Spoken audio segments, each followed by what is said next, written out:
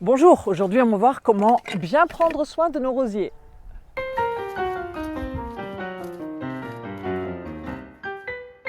Bonjour et bienvenue. Maintenant que la taille des rosiers se termine doucement ou carrément, il est temps qu'on s'occupe un peu du sol pour offrir à notre rosier un emplacement bien confortable.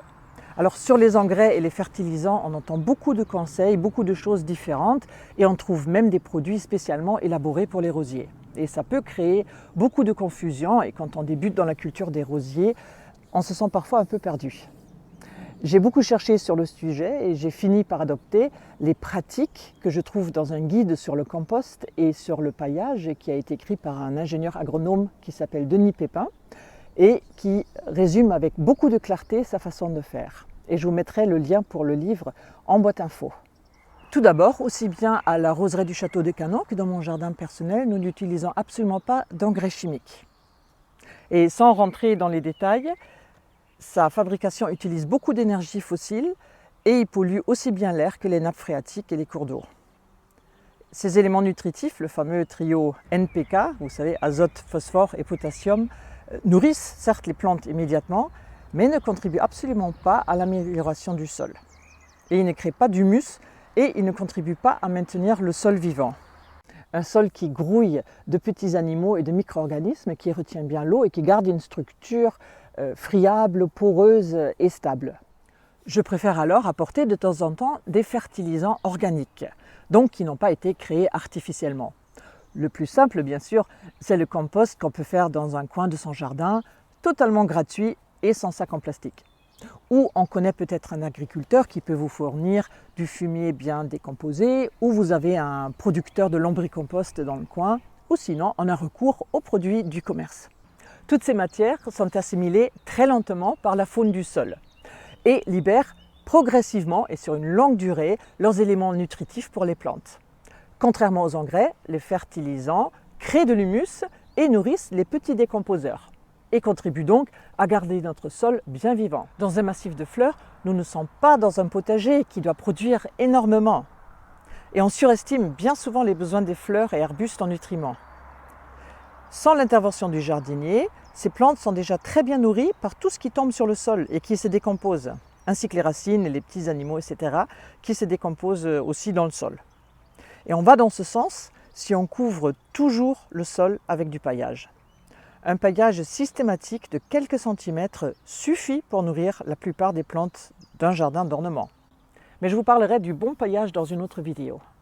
Les rosiers botaniques et les grands rosiers arbustifs peuvent être entretenus comme la plupart des autres arbustes de votre jardin. Un paillage régulier de déchets verts leur suffit. Ce n'est pas la peine de donner du fertilisant à des rhododendrons ou à des deutzias, ils vont quand même fleurir abondamment. Le cas est différent pour les rosiers qu'on taille très court tous les ans. Et c'est pareil pour des arbustes comme les cornus qu'on rabat sévèrement. Un apport de compost en fin d'hiver ou du fertilisant leur profite. Mais il n'est pas nécessaire de le faire tous les ans. Et surtout, résister à la tentation du surdosage. Ce n'est pas parce que c'est organique qu'on peut en mettre des tonnes. Normalement, on préconise entre 1 à 2 kg de compost par mètre carré. Pourquoi cette différence? Parce que des fois, le compost il est plus ou moins humide et pèse plus ou moins lourd.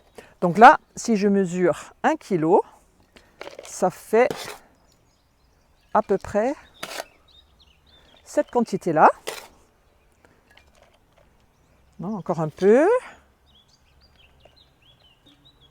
Voilà, ça rentre parfaitement dans mon petit conteneur. Donc ça, seulement ça, c'est 1 kg et c'est suffisant pour 1 mètre carré et pas juste un pied de rosier. Je vous invite aussi à suivre de très près les indications des fertilisants que vous achetez dans le commerce, comme ici par exemple le lombricompost. Là derrière, il y a marqué qu'il faut seulement entre 100 et 200 grammes. C'est beaucoup moins, donc c'est juste une poignée en fait. Et maintenant, étalez votre fertilisant autour de votre rosier. Et ensuite, vous allez griffer légèrement la terre pour mettre le compost en contact avec les micro-organismes du sol. Mais ne l'enfouissez pas, jamais, et pas non plus à la plantation. Les fertilisants se mettent toujours sur le sol. Quand on incorpore de la matière organique en profondeur, à cause du manque d'oxygène, elle peut entrer en fermentation et produire des substances toxiques pour les plantes. Et ensuite, bien sûr, pailler. Voilà, c'est tout ce que je fais et je ne donnerai pas plus de fertilisants cette année à mes rosiers. Cela peut peut-être vous surprendre, mais j'ai dans la tête 3 rosiers grimpants que j'ai plantés il y a 25 ans dans un autre jardin et dont personne ne s'occupe vraiment, mis à part la taille, ils ne reçoivent aucun soin.